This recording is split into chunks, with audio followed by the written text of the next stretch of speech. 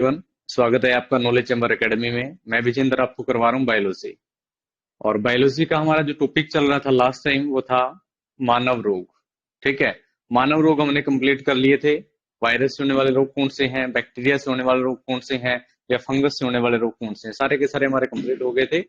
आज जो हम टॉपिक करेंगे वो है हमारा नर्वस सिस्टम। देखो, आज का टॉपिक क्या है? Nervous system.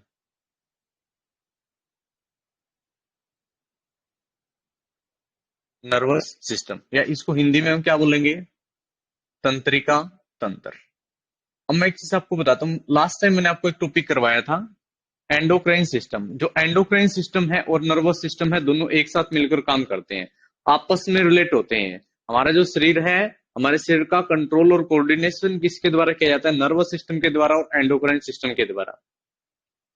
दो चीजों के द्वारा शरीर का कंट्रोल और कोऑर्डिनेशन किया जाता है, और ये दोनों आपस में, दोनों की आपस में ओवरलैपिंग होती है, और दोनों को हम एक साथ मिलकर, देखो, अगर मैं बोलूं एंडोक्राइन और नर्वस, इन दोनों को आपस में मिला दिया जाए तो इनको हम बोलते हैं neuro endocrine system.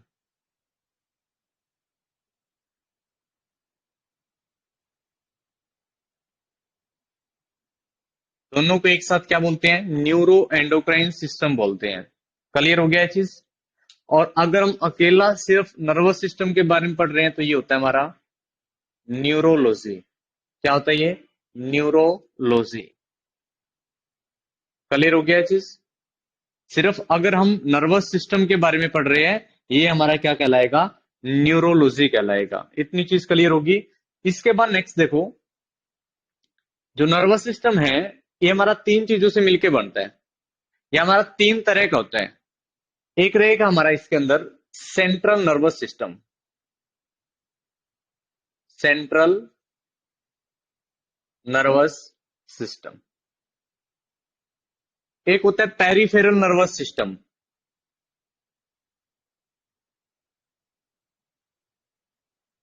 Peripheral nervous system. और एक रहेगा हमारा ऑटोनोमस।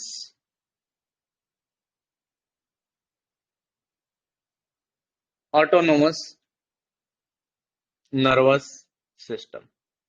ठीक है, तो तीन तरह का हमारा सिस्टम्स होता है: central nervous system, peripheral nervous system, और ऑटोनोमस नर्वस सिस्टम। अगर हिंदी में बात करूं तो ध्यान रखना, देखो, इसको हम बोलते हैं केंद्रीय तंत्रिका तंत्र। क्या बोलते हैं? केंद्रीय तंत्रिका तंत्र।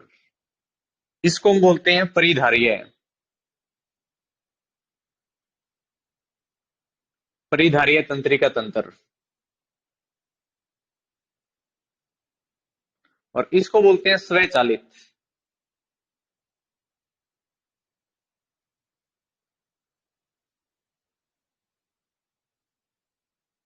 केंद्रीय तंत्रिका तंत्र, परिधारीय तंत्रिका तंत्र और स्वचालित तंत्रिका तंत्र, तीन तरह का हमारा नर्वस सिस्टम है।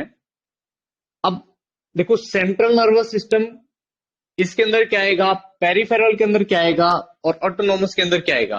अगर मैं बात करूं central nervous system, central nervous system हमारा दो चीजों से मिलकर बनता है। अब दो चीजें कौन कौन सी हैं? एक तो ध्यान रखना, ये हमारा किससे मिलकर बनेगा? ब्रेन से। किससे मिलकर बनेगा? ब्रेन, यानी कि मस्तिष्क। हमारा मस्तिष्क किसका भाग है? सेंट्रल नर्वस सिस्टम का। और एक ये आपका इसी के अंदर आएगा, स्पाइनल कोड।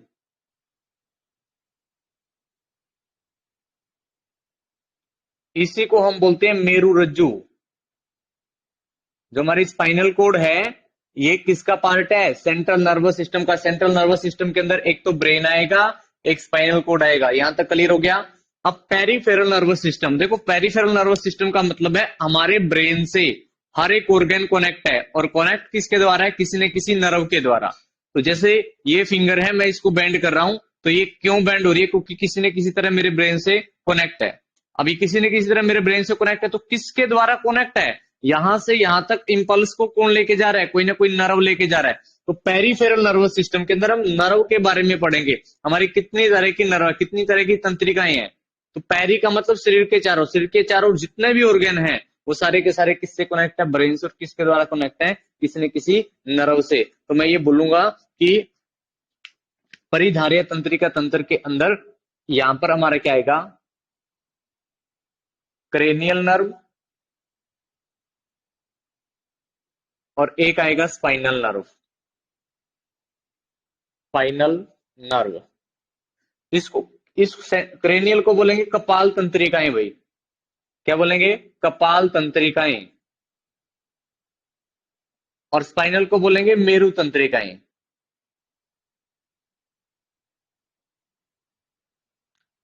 यहां तक तो क्लियर है आपको। इसके बाद देखो, अगर मैं बात करूं ऑटोनोमस नर्वस सिस्टम की, ऑटोनोमस नर्वस सिस्टम जो है ये हमारा अपने आप खुद ब खुद काम करता है, हमें सोचने की जरूरत नहीं है। जैसे ये मार्कर है, मैं इसको उठा रहा हूं तो ये मेरे को सोचने की जरूरत पड़ेगी कि मैं मार्कर को उठा रहा हूं, लेकिन ये ऑटोनोमस नर्वस सिस्टम खुद ब खुद काम करेगा, मेरे को सोचने की जरूरत नहीं है।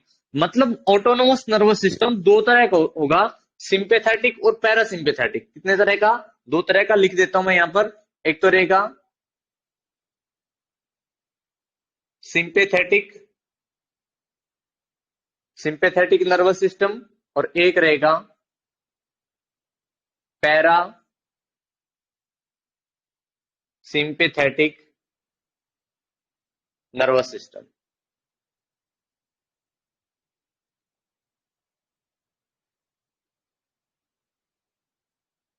बोलो क्लियर हो गया भाई। सिंपेथेटिक नर्वस सिस्टम और पैरासिम्पेथेटिक नर्वस सिस्टम, दो तरह का नर्वस सिस्टम है हमारा, कौन सा, ऑटोनोमस नर्वस सिस्टम। तो ये मैंने इसको क्लासिफाई किया। अब हमने जो पढ़ना है ना, इसमें पढ़ेंगे तो सबके बारे में, इसके बारे में पढ़ना है, इसके बारे में पढ़ना है, लेकिन सबसे पहले मैं आपको करवाऊंगा इस चीज के बारे में, क्या, हमारा ब्रेन। हमारा जो ब्रेन है ये इंपॉर्टेंट रहेगा। देखो, अब अगर मैं ब्रेन की बात करूं तो हमारे जो ब्रेन है इसके तीन पार्ट हैं, कहां रहेगा, कैसे रहेगा, वो भी आपको बता रहा हूं। देखो, क्लियर। देखो भाई, अगर मैं हमारे मस्तिष्क की बात करूं तो हमारा जो मस्तिष्क है वो इस तरह से रहेगा। अगर ऊपर से देखोगे इस तरह से, इसके चारों ओर इस तरह से लेयर रहेगी।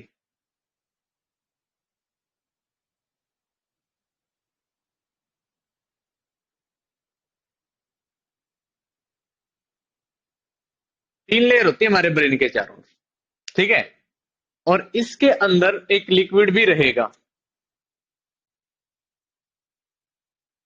ये ब्रेन है और ब्रेन के चारों ओर क्या रहेगा, एक लिक्विड रहेगा। क्लियर यहां तक।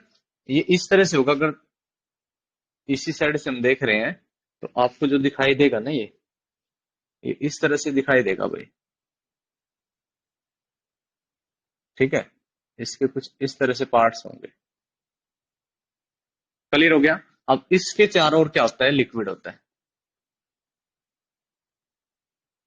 अब देखो, एग्जाम में अगर पूछे हमारा जो ब्रेन है, हमारा जो मस्तिष्क है, इसका भार कितना होता है, तो सबसे पहले तो बात करते हैं इसके वेट की। जो मस्तिष्क है यानी कि ब्रेन है, ब्रेन का वेट होता है 1250 से 1350 ग्राम। कितना होगा, 1250 से 1350 ग्राम इसका क्या होगा, वेट होगा। अब ब्रेन की तीन लेयर हैं। कितनी लेयर है, तीन। कितनी लेयर है, तीन लेयर है। अगर पहली लेयर की बात करूं, सबसे ऊपर वाली, इस लेयर को हम बोलते हैं ड्यूरामेटा। क्या बोलते हैं, ड्यूरामेटा।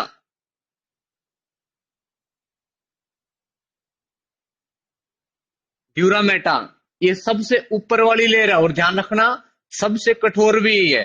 दूसरे वाली जो लेयर है वो है आर्केनोइड। हमारे ब्रेन की तीन लेयर हैं, ड्यूरामेटा, आर्केनोइड, और एक रहेगा पायामेटा। पायामेटा।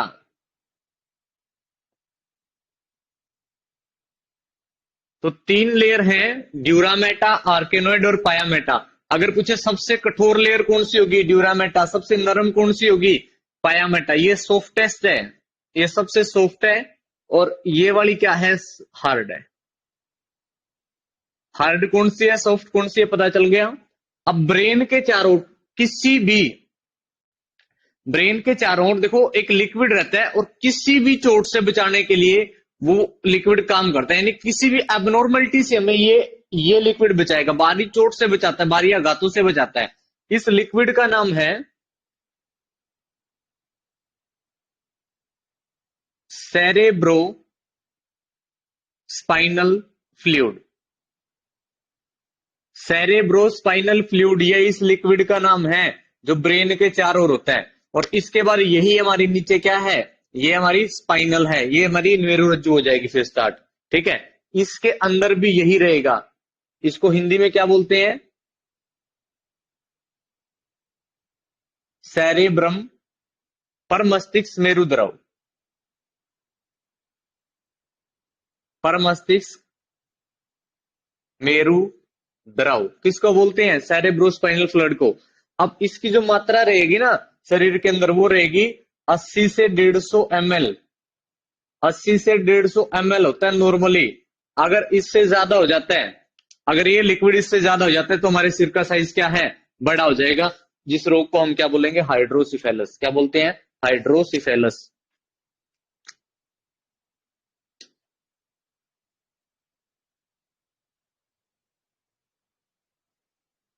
क्लियर हो गया भाई। अगर शरीर के अंदर ये लिक्विड ज्यादा हो जाए तो एक रोग हो जाता है हाइड्रोसिफेलस। क्या, कौन सा रोग, हाइड्रोसिफेलस। इतनी चीज क्लियर, यहां तो कोई डाउट नहीं। ठीक है, अब बात करते हैं इस ब्रेन के और चीजों के बारे में। हमारा जो, जैसे हमारा ब्लड है, ब्लड किससे मिलके बना है, आरबीसी, डब्ल्यूबीसी, ब्लड प्लेटलेट से। लेकिन हमारा जो ब्रेन है वो भी किसी न किसी सेल से मिलके बना होगा। तो जो ब्रेन है, ब्रेन जिस सेल से मिलके बना है, ब्रेन के सेल हैं न्यूरॉन सेल। कौन से सेल, न्यूरॉन सेल। इनको बोलते हैं तंत्रिका तंत्र की कोशिका। ब्रेन किससे मिलके बना, न्यूरॉन सेल से, तंत्रिका तंत्र की कोशिका। और जो ये न्यूरॉन सेल हैं, जो ये न्यूरॉन सेल हैं, इनकी संख्या होती है 100 मिलियन। 100 मिलियन होती है ये भाई शरीर के अंदर। कितनी होती हैं, 100 मिलियन। और शरीर की सबसे लंबी कोशिका भी कौन सी है, न्यूरॉन है। सबसे लंबी कोशिका भी कौन सी है, न्यूरॉन। तो यहां तक क्लियर हो गया ब्रेन के बारे में।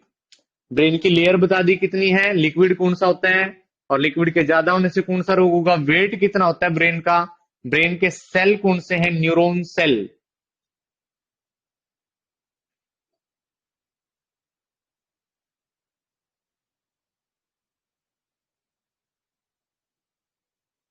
अब ध्यान से देखना भाई इस चीज को। जैसे अगर मैं ब्रेन की बात करूं, तो हमारे ब्रेन को डिवाइड किया है 3 पार्ट के अंदर। ब्रेन को 3 हिस्सों में डिवाइड किया है। एक होता है हमारा फोर ब्रेन, एक होता है हमारा मिड ब्रेन, और एक होता है हमारा हाइंड ब्रेन। कितने तरह का है, 3 तरह का, फोर ब्रेन, मिड ब्रेन और हाइंड ब्रेन। अगर इसको मैं बोलूं हिंदी में, अगर मस्तिष्क,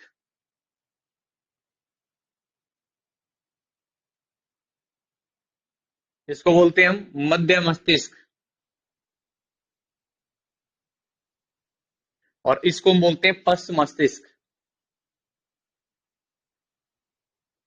अगर मस्तिष्क, मध्य मस्तिष्क और पश्च मस्तिष्क, 3 पार्ट हैं किसके, ब्रेन के। अब देखो जो फोर ब्रेन है, अगर मस्तिष्क है, अगर मैं ऊपर से एक कपाल को हटा दूं ना, आपको जो चीज दिखाई देगी वो क्या होगा, अगर मस्तिष्क। यहां पर ये तीनों पार्ट हैं, अगर ऊपर से ये चीज हटाएं तो ऊपर वाला हिस्सा दिखाई देगा, अगर मस्तिष्क। और अगर मस्तिष्क के 2 लोब होते हैं, देखो इस तरह से, अगर ये तो साइड से देख रहे हो आप, इस तरह से नजर आ रहा है, लेकिन ऊपर से देखोगे तो आपको इस तरह से 2 हिस्से नजर आएंगे भाई, इस तरह से। यानी कि यहां से अगर देखोगे तो एक हिस्सा ये, एक हिस्सा ये, जो ऊपर दिखाई दे रहा है ना आपको, ये हमारा क्या है, फोर ब्रेन है। और फोर ब्रेन का भी एक पार्ट है देखो, फोर ब्रेन में हमारे दो पार्ट रहेंगे वैसे तो। एक तो रहेगा हमारा सेरेब्रम। क्या रहेगा? सेरेब्रम। इसको बोलते हैं पर मस्तिष्क। एक रहेगा डाइनेसेफ्लोन।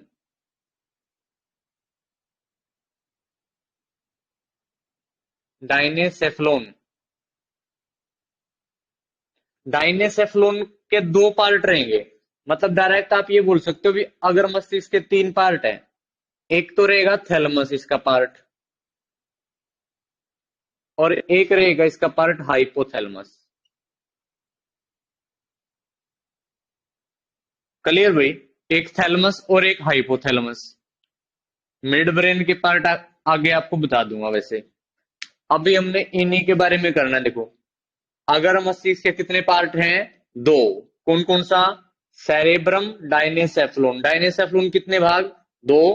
कौन कौन सा? थैलमस और हाइपोथैलेमस। कौन कौन सा? थैलमस और हाइपोथैलेमस। इस तरह मिड ब्रेन के दो पार्ट हैं, कार्पोरा क्वाड्रिजेमिना और सेरिबल पेंडिकल। और हाइंड ब्रेन के हमारे तीन पार्ट हैं, सेरेबेलम, पोन्स वेरुली और मेडुला ओब्लोगेटा। बस मस्तिष्क के पार्ट लिख देता हूं यहां पर। तीन पार्ट हैं। एक तो रहेगा सेरेबेलम, एक रहेगा पोन्स वेरोली, एक रहेगा medulla oblongata. Pons varolii, medulla oblongata, cerebellum. ठीक है, तीन पार्ट हैं किसके? पस मस्तिष्क के। और बीच वाला जो भाग है मिड ब्रेन, मिड ब्रेन के दो भाग हैं। मिड ब्रेन के कितने भाग हैं? दो। दो कौन कौन से हैं?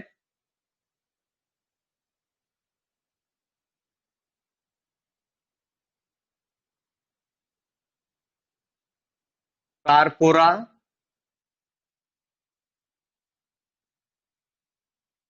क्वाड्रिजेमिना, और एक रहेगा सेरेबल पेंडिकल। तो दो पार्ट हैं किसके? मिड ब्रेन के। दो ही पार्ट किसके हैं? फोर ब्रेन के। और तीन पार्ट किसके हैं? पस मस्तिष्क के। अब हर एक पार्ट के बारे में करना। देखो, अगर मैं बात करूं अगर मस्तिष्क का पहला भाग कौन सा है? सेरेब्रम। तो ये सेरेब्रम का एक इंपॉर्टेंट पॉइंट नोट करोगे। सेरेब्रम का एक इंपॉर्टेंट पॉइंट नोट करोगे, जो जितने भी मैंने पार्ट लिखवाए हैं आपको, cerebrum, thalamus, hypothalamus, corpora quadrigemina, cerebral peduncle, cerebellum, pons varolii, medulla oblongata, इन सब में अगर सबसे बड़े भाग की बात करूं तो कौन सा है? सेरेबेलम। तो ये क्या है? Largest part of brain. मस्तिष्क का सबसे बड़ा हिस्सा क्या है? सेरेब्रम। क्या है? सेरेब्रम। अब ध्यान से देखो, ये सेरेब्रम है और ये सेरेबेलम है। सेरेब्रम अगर मस्तिष्क का, सेरेबेलम पस मस्तिष्क का भाग है। ठीक है, तो दिमाग का सबसे बड़ा हिस्सा कौन सा है? सेरेब्रम। हमारे जितने भी हमारे डिसीजन मेकिंग है, जितना भी हमारा आइडिया क्रिएट होता है, जो भी हम सोचते हैं, जो भी हमें टेस्ट का पता चलता है, यानी कि वो सब किससे? इस सेरेब्रम से। किससे? हमारी जितनी भी ज्ञान इंद्रियां हैं सारी किससे कनेक्ट है? इस सेरेब्रम से कनेक्ट है। अब देखो, हमारी जो ये वाली हड्डी है ना, ये वाली, इस हड्डी को हम बोलते हैं फ्रंटल लोब। क्या बोलते हैं? Frontal lobe. तो ये जो सेरेब्रम दिख रहा है ना आपको, ये इस तरह से मैं बना रहा हूं, ऊपर से आपको दिखाई देगा ये हिस्सा। इस तरह से अगर देखोगे यहां से आपको दिखाई देगा ये वाला पार्ट। ये सेरेब्रम का ये हिस्सा है। आगे वाला ये इतना, इस हिस्से को हम क्या बोलेंगे? इस वाले हिस्से को, इस किसका पार्ट है? सेरेब्रम का। इस वाले हिस्से को हम बोलते हैं फ्रंटल लोब। क्या बोलते हैं? Frontal lobe. अब ये फ्रंटल लोब क्या काम करेगा? देखो, मतलब फ्रंटल लोब का मतलब ये सेरेब्रम क्या काम करेगा? इसी का तो पार्ट हो गया ये। तो ये क्या काम करेगा? पहला काम है इसका क्रिएटिंग आइडिया। Creating idea. मतलब हमारे मन में जो विचार आते हैं वो किससे आते हैं? फ्रंटल लोब से या सेरेब्रम से। इसके बाद डिसीजन मेकिंग आइडिया कहां से आते हैं? फ्रंटल लोब से। निर्णय लेने की क्षमता कहां से आती है? फ्रंटल लोब से। दूसरा, यही फ्रंटल लोब हमारा ब्रोका सेंटर है। ब्रोका सेंटर का मतलब वाणी का केंद्र। मैं बोल रहा हूं ना तो पहले मैं सोच रहा हूं क्या बोलना है, तो सोचेंगे कहां से? यहीं से। ठीक है। Creating idea, decision making, Broca centre, वाणी का केंद्र कौन है? Frontal lobe.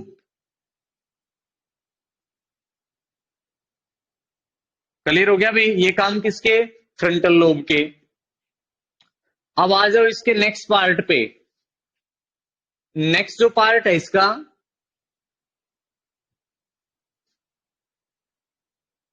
नेक्स्ट पार्ट है ये ऊपर वाला। इस ऊपर वाले पार्ट को हम बोलते हैं पैराइटल लोब। पैराइटल लोब क्यों बोलते हैं? क्योंकि ऊपर वाली जो हड्डी है हमारी कपाल की, इस हड्डी का नाम है पैराइटल बोन। और पैराइटल बोन के नीचे दिमाग का जो हिस्सा, उसको क्या बोलते हैं? Parietal lobe. और पैराइटल लोब क्या काम करेगा? देखो, एक तो ये हमारा टेस्ट एरिया है। क्या है? Taste area. मैं बोल सकता हूं स्वाद का केंद्र। टेस्ट का जो हमें पता चलता है वो यहीं से। इसके बाद देखो, एक तो टेस्ट एरिया हो गया हमारा। दूसरा, यही जो पैराइटल लोब है, इसी से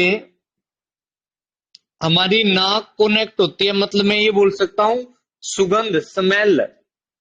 स्मेल के बारे में जो पता चलता है, मैं गंध ज्ञान में बोल सकता हूं। गंध ज्ञान का मतलब हो गया स्मेल किसी भी चीज की। कौन बताएगा? पैराइटल लोब बताएगा। Taste area, smell. और देखो, यही जो पैराइटल लोब है, इसी से हमें किसकी अनुभूति होती है? पेन की। हमारी जो मांसपेशियां हैं वो यहीं से कनेक्ट है। पेन, दर्द, दर्द की अनुभूति कौन करवाता है? ये पैराइटल लोब करवाता है भाई। टेस्ट एरिया, स्मेल और दर्द की अनुभूति किससे? पैराइटल लोब से। नीचे वाला जो ये है हमारा टेम्पोरल लोब। और जो टेम्पोरल लोब है ये बिल्कुल यहां पर है। ठीक है। इसकी बात करूं मैं यहां पर। और यहां पर हमारे कान है। और कान डायरेक्ट कहां है? इससे कनेक्ट है। तो मैं ये बोल सकता हूं हमारा ऑडिटरी सेंटर। क्या? ऑडिटरी सेंटर, सुनने का केंद्र,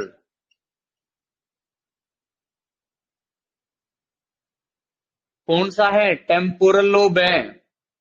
या फिर मैं बोलूं वाणी को समझने का केंद्र कौन सा है? Temporal lobe. ये वाणी को समझने का केंद्र भी है। और यही जो है हमारा, यही ऑडिटरी सेंटर भी है। ऑडिटरी सेंटर और वाणी को समझने का केंद्र क्या है? Temporal lobe. हमारे कान कहां कनेक्ट है? इस टेम्पोरल लोब से कनेक्ट है। अब बात आती है लास्ट पार्ट इसका। देखो, ये फ्रंटल हो गया, decision making, Broca centre, idea create करेगा। जो भी हम सोचते हैं ना, वो यहां से हम बोलते हैं हाँ ये चीज ठीक है। बस ऐसे करते हैं, यहां हाथ क्यों लगाते हैं? क्योंकि यही हमारा डिसीजन मेकिंग का काम करता है। अब लास्ट पार्ट देखो इसका, ये वाला। इस लास्ट पार्ट को बोलते हैं हम ऑक्सीपिटल लोब। और यहां से हमारी आंखें कनेक्ट है। तो ये जो पार्ट है, इसका काम क्या है? ये हमारा विजुअल सेंटर है। विजुअल सेंटर, देखने का केंद्र, किसको बोलेंगे? ऑक्सीपिटल लोब को। विजुअल सेंटर किसको बोलेंगे?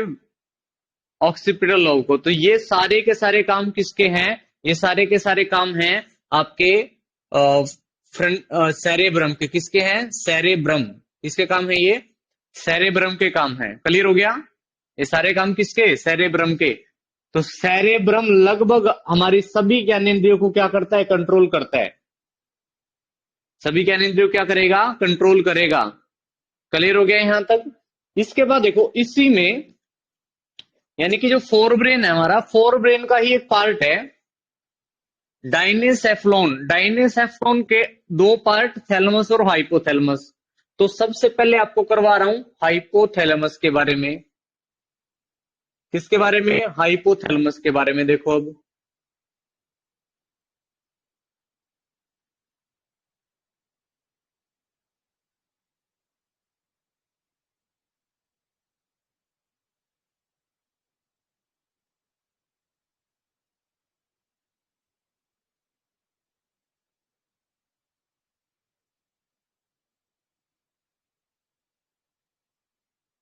हाइपोथैलेमस। देखो, हाइपोथैलेमस का जो मेन काम है, वैसे मैं अगर बोलूं कि हमारा पूरा जो एंडोक्राइन सिस्टम है, एंडोक्राइन सिस्टम को कौन कंट्रोल करता है? Pituitary gland. मतलब पिट्यूटरी ग्लैंड को क्या बोलते हैं? Master gland. जो पिट्यूटरी ग्लैंड है, इसको कौन कंट्रोल करेगा? हाइपोथैलेमस। ये पूरे एंडोक्राइन सिस्टम को कंट्रोल करती है भाई, इसी कारण इसको मास्टर ग्लैंड बोलते हैं। लेकिन इसको भी कौन कंट्रोल करेगा? हाइपोथैलेमस। ये हाइपोथैलेमस पिट्यूटरी ग्लैंड को कंट्रोल करता है। दूसरा, हमारी सभी फीलिंग, सभी भावनाओं को कंट्रोल करता है। हमारी जितनी भी फीलिंग है, सबको कौन कंट्रोल करेगा? हाइपोथैलेमस। फीलिंग कौन कौन सी? जैसे फीलिंग का मतलब हो गया सैड,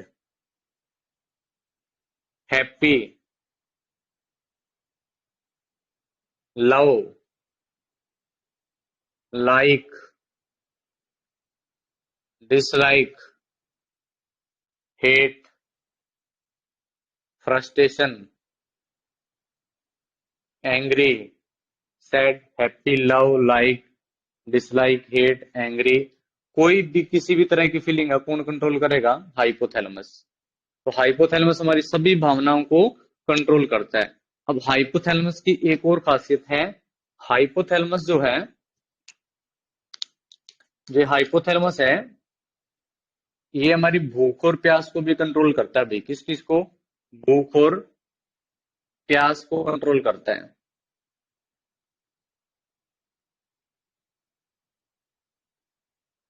हमें कब भूख लगेगी, कब प्यास लगेगी, कौन बताएगा? हाइपोथैलेमस। भूख प्यास को कौन कंट्रोल करेगा? हाइपोथैलेमस। शरीर का जो टेम्परेचर है, टेम्परेचर, शरीर का तापमान कौन कंट्रोल करेगा? हाइपोथैलेमस। कितना होता है शरीर का तापमान? 37 डिग्री सेल्सियस। ये शरीर का नॉर्मल टेम्परेचर है भाई। शरीर का नॉर्मल टेम्परेचर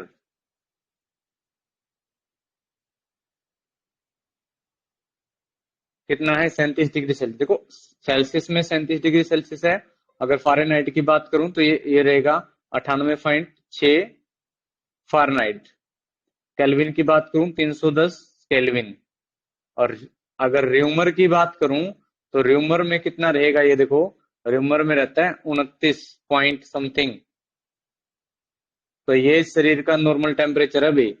सेल्सियस में सबको पता है, फ़ारेनहाइट में नहीं पता होगा, केल्विन में नहीं पता होगा, र्यूमर में। मैक्सिमम ये और ये तो सबको मालूम होता है 3, लेकिन र्यूमर वाला भी याद रखना। कितना रहेगा?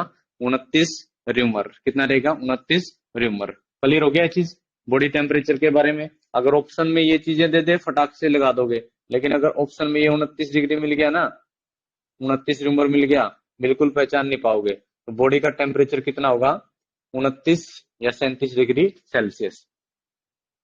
अब जो हाइपोथैलेमस है, भूख प्यास को कंट्रोल करता है, इसी कारण इसको बोलते हैं centre of thrust and hunger. भूख और प्यास का केंद्र भी कौन है? हमारा हाइपोथैलेमस है। कौन है? हाइपोथैलेमस। और एक होता है थैलेमस।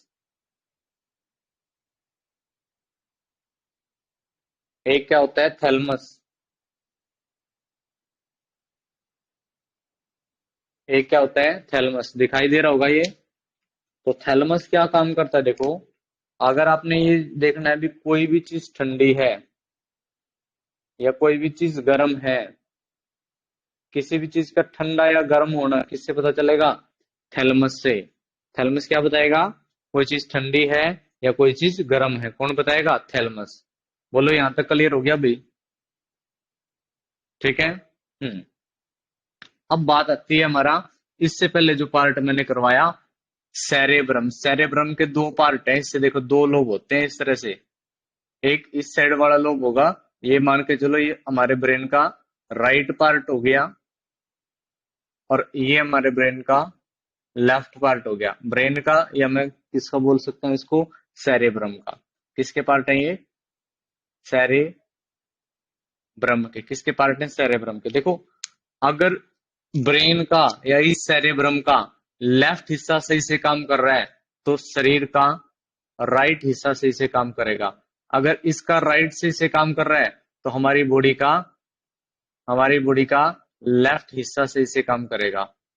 मतलब मैं ये बोल सकता हूं भाई, ब्रेन का, सेरेब्रम का ये वाला हिस्सा हमारी बॉडी के इस वाले हिस्से को कंट्रोल करेगा, और ये वाला हिस्सा इस हिस्से को कंट्रोल करेगा। एक दूसरे के अपोजिट होते हैं। क्या होते हैं? एक दूसरे के अपोजिट होते हैं। एक साथ काम इतना नहीं कर सकते, लेकिन अगर बहुत ज्यादा प्रैक्टिस है तो ये एक साथ भी काम कर सकते हैं। एग्जाम्पल, जैसे मैं एक ही हाथ से लिख सकता हूं, इससे बहुत मुश्किल होगा। ठीक है। बहुत कम लोग हैं जो दोनों हाथों से लिख सकते हैं। ठीक है। यानी कि उनकी जो कमांड है वो दोनों के ऊपर है, सेरेब्रम लेफ्ट पे भी और सेरेब्रम राइट पे भी। क्लियर हो गया चीज? अगर इन दोनों में से किसी की भी एक नर्व रुक गई, मान के चलो इसकी कोई नर्व रुक गई, तो आपको एक चीज पता है कि हमारे ब्रेन का, अगर इसकी कोई भी नर्व रुक गई, तो हमारे ब्रेन का, देखो राइट की नर्व रुकी है, लेफ्ट सही से काम नहीं करेगा। अगर लेफ्ट में कोई नर्व रुक गई, तो राइट सही से काम नहीं करेगा। मतलब ये एक दूसरे के क्या हैं? अपोजिट हैं। क्लियर हो गया चीज भी? नेक्स्ट आता है हमारा एक पार्ट और,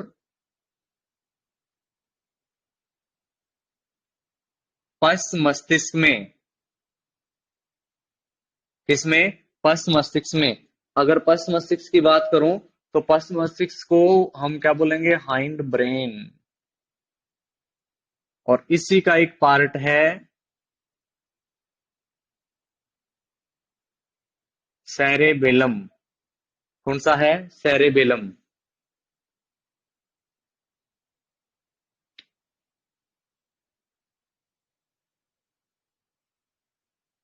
कौन सा पार्ट है? सेरेबेलम। अब देखो, जो सेरेबेलम है, ये हमारा सेकंड लार्जेस्ट पार्ट है।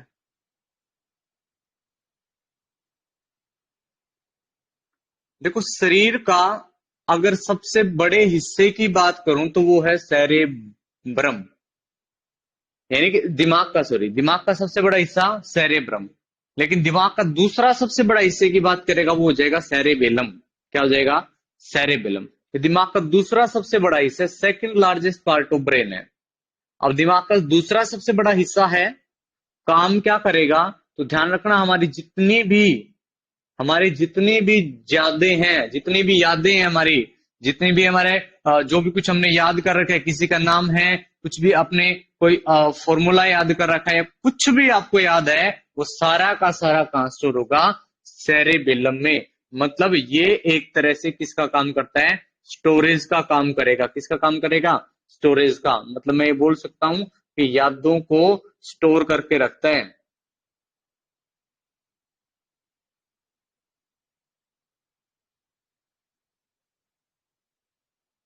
और क्या काम करेगा? और balancing and posture of body.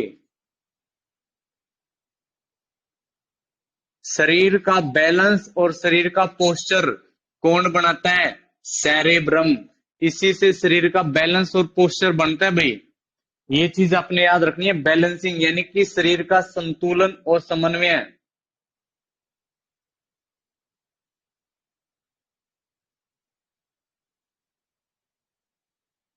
संतुलन और समन्वय स्थापित करता है।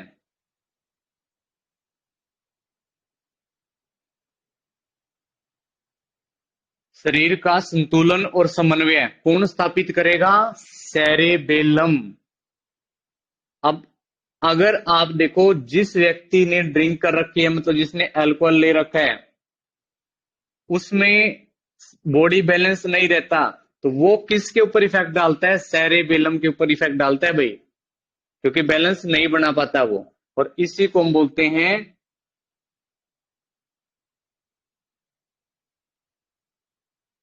छोटा दिमाग। छोटा दिमाग भी किसको बोलते हैं?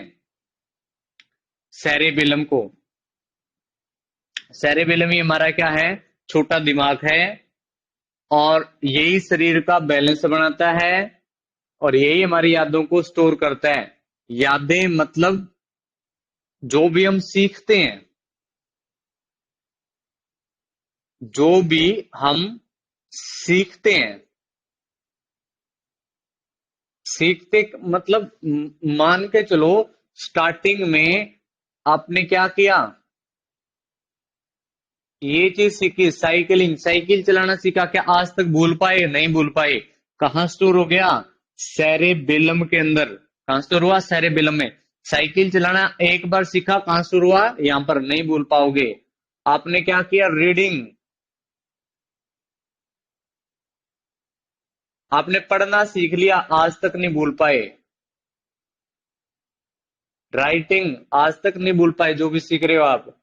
या आपने टाइपिंग सीख ली, टाइप करना सीख लिया, कुछ भी टाइप कर रहे हो, कभी नहीं भूल पाओगे। आपने सिंगिंग सीख ली, कभी नहीं भूल पाओगे। आप मतलब जो भी चीज सीखते हो ना, चाहे कुछ भी सीख रहे हो आप, आपने कोडिंग सीख ली, कहाँ स्टोर हो जाएगी? यहां पर नहीं भूल पाओगे। लेकिन ये चीजें माइंड में रहेंगी तो, लेकिन ज्यादा कब तक रहेंगी? जब तक आपकी प्रैक्टिस है। जितनी ज्यादा प्रैक्टिस होगी, जितनी ज्यादा प्रैक्टिस होगी, उतना माइंड में सेट रहेंगी। अगर प्रैक्टिस छूट गई तो आपका ये माइंड में सेट नहीं रहेंगे। मतलब जैसे मैं बोल रहा हूं कि आपने क्या सीख लिया? साइकिलिंग सीख ली। साइकिलिंग सीख रहे हो तो साइकिल आज चलाया, आज से 10 साल बाद चलाओगे, मान आज आप डेली चला रहे हो, तो आपका जो परफॉर्मेंस है वो बेस्ट रहेगा। लेकिन 10 साल बाद चलाओगे तो वो इतने अच्छे तरीके से नहीं चला पाओगे। सेम चीज यहाँ पर देखो, टाइपिंग। टाइपिंग अगर आप आज 2 महीने से लगातार टाइपिंग कर रहे हो तो आपकी स्पीड हाई हो जाएगी, लेकिन उसी को 1 साल बाद करोगे तो स्पीड क्या मिलेगी? स्लो मिलेगी। पूरा का पूरा डिपेंड किसके ऊपर है? प्रैक्टिस के ऊपर डिपेंड है। जैसे अगर मैं बोलूं कि मैंने बोल दिया भी आपने रीडिंग सीख लिया, लिखना सीख लिया, तब भी नहीं भूल पाओगे कभी भी। अब ए लिखना सीख लिया, क्या भूल पाए? हो आज तक नहीं भूल पाए। ए जो लिख रहे हैं नहीं भूल पाए, लेकिन उसको लिखने में भी स्टार्टिंग में फर्स्ट क्लास में लगभग आपको 7 डेज लगे होंगे। ठीक है, पहले हमने इस तरह से लाइन लगानी सीखी, फिर इस तरह से, फिर इनको मर्ज करना सीखा, तब जाके ये बना था। और ये भी चीज आपको लगभग 1 हफ्ते के अंदर आई होगी। तो हर चीज किसके ऊपर डिपेंड है? प्रैक्टिस के ऊपर डिपेंड है। क्लियर हो गया भाई? अच्छा, इसके बाद देखो, एक हमारा पार्ट आता है इसी में, मेड्यूला ओब्लोगांटा, और एक पोन्स वेरुली, और मिड ब्रेन के पार्ट आते हैं हमारे कार्पोरा क्वाड्रिजेमिना। Corpora quadrigemina. अगर मैं बोलूं मनुष्य के अंदर, हमारे अंदर जो विकसित जो भाग है वो हमारा अगर मस्तिष्क है। अगर मस्तिष्क हमारे अंदर सबसे विकसित भाग है, लेकिन मिड ब्रेन छोटा सा पार्ट होता है। अगर पशुओं की बात करूं, पशुओं में मिड ब्रेन क्या मिलेगा? बड़ा, और ये अगर मस्तिष्क क्या मिलेगा? छोटा मिलेगा। और यही कारण है पशुओं के अंदर हमारे जैसी नॉलेज, हमारे जैसा डिसीजन मेकिंग, हमारे जैसा आइडिया वो नहीं क्रिएट कर सकते, क्योंकि उनके अंदर अगर मस्तिष्क छोटा है जो ये काम करता है, और मिड ब्रेन क्या है? उनमें बड़ा है। क्लियर हो गया? कारण पता चल गया किस वजह से उनके अंदर ऐसी नॉलेज नहीं है। पशुओं में और हमारे अंदर क्या डिफरेंस है? तो बाकी जो हमारा बच गया है, जैसे मेडुला ऑब्लिंगुएटा रह गया, और मिड ब्रेन रह गया, और एक पोन्स वेरोली रह गया।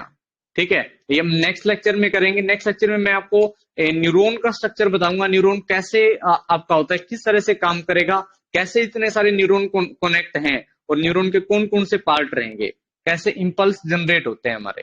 तो आज के लिए इतना ही, थैंक यू।